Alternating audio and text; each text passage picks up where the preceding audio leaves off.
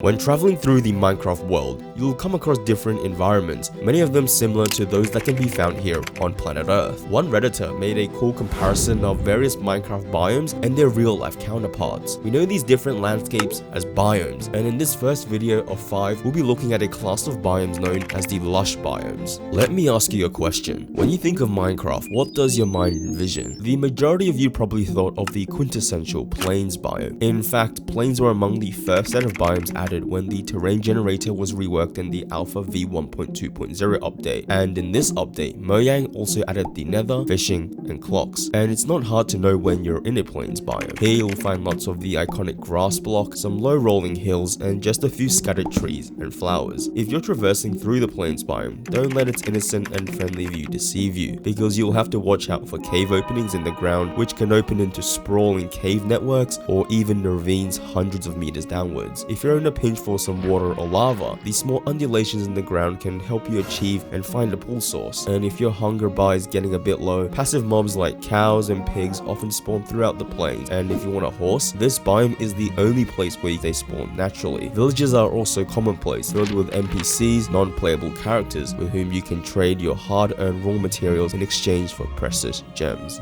The forest biomes is arguably one of the best places to start off a survival game, and in 2013 update that changed the world. Flower forests now exist, but why is this? Even for its quaint size, there's plenty of wood supply, which is perfect for establishing a home base, constructing your basic tools and utilities, and ensuring there's light to survive the night. Not only can you get some pristine views, pigs, sheep, chickens, cows, and rabbits are also common, and lately you can also find bees and bee nests amongst the trees. In regular forests, birch trees are also commonplace, as are wolves roaming the forest floor. The only disadvantage is at night, the density of trees surrounding you make fighting hostile mobs just that bit more difficult and scary, meaning you can easily be surprised by a creeper or get side-sniped by skeletons. But let me ask you this, what's even more mob-filled than a regular forest? It's the roofed or darked forest. Released also in 2013, Mojang completely upturned the concept that the above ground of Minecraft was always safe in the day. Now in this roof forest, the trees sit so dense that not enough light can shine through to keep the hostile mobs away. So you'll find zombies, skeletons, spiders, creepers, all huddled throughout the pillars of dark oak wood. So why bother venturing inside a roof forest anyways then? The reason is there are a ton of resources to collect. For starters, there's lots of wood. Oak, dark oak, and birch trees will all generate in a dark forest biomes, as well as huge red and brown mushrooms. But apart from the wildlife, the most compelling reason most people visit roof forests are to find the fabled woodland mansions. If you're not clued up on what they are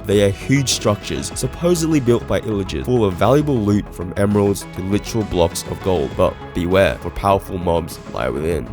Moving from the roof forest, we now find ourselves in the murky, misty, sodden biome that is the swamp, where it always seems to be raining, vines hang from the tree leaves, and pumpkins laid sprawled out. Initially released in the 2010 Halloween update, the landscape of a swamp is often defined by its strangely flat nature and murky olive green oak trees dotted throughout the marshy landscape. Despite its menacing look, surviving the swamp is actually surprisingly straightforward, as the water dramatically slows down the surrounding mobs trying to encroach on you. However, you must be aware of the occasional hut, because as seldom as they may look, it houses the likes of a witch living with a cat who will poison any oncomers with alchemy and magic. At a full moon, slimes also appear, staring aimlessly with their huge square heads.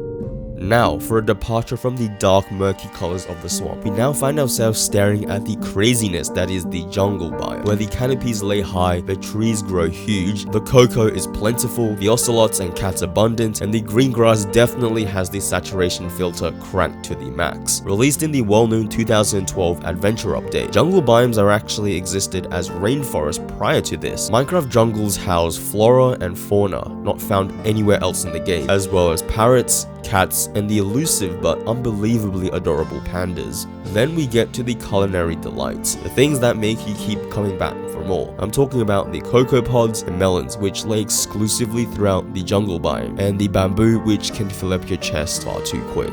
Now, despite what many of you will believe, beaches are actually one of the oldest things to have existed in Minecraft. Of course, today beaches are often filled with different landmarks, ranging from caves to literal beach ships with half of their body missing, but they actually existed back in 2009. Today, beaches come in all sorts of sizes, from the insanely small to the medium-sized coastal ones to the ones which are literal islands amongst the vast ocean, making them pretty cool locations for a long-term base, but not exactly the best for the first spawn. And finally, we reach the mushroom fields. Dare I say, Minecraft's most unique biome, not only in its unbelievably purple looks, but in the out of the ordinary but nifty mechanics it offers. Released as part of the Jara Edition 1.0.0 update, mushroom fields are actually Minecraft's hardest biomes to find. But why is this? Well, there are two reasons for this rarity. First, the actual chances of forming are innately pretty low, but second, it's also because they usually generate as a single island totally surrounded by hundreds of kilometers of vast ocean, and players don't spend most of their time in the ocean. You'll recognize a mushroom field biome instantly, because rather than grass, it's covered by mycelium. Looking closer, you'll notice this network of fungal matter is actually continually releasing tiny spores into the air, allowing the growth of mushrooms in broad daylight. Roaming the surface are the elusive mushrooms, creatures which can provide you an unlimited supply of mushroom soup. And down below in the caves, there are no mobs, but simply the faint squeak of the occasional bat. It's the kind of place where it's easy to survive, but hard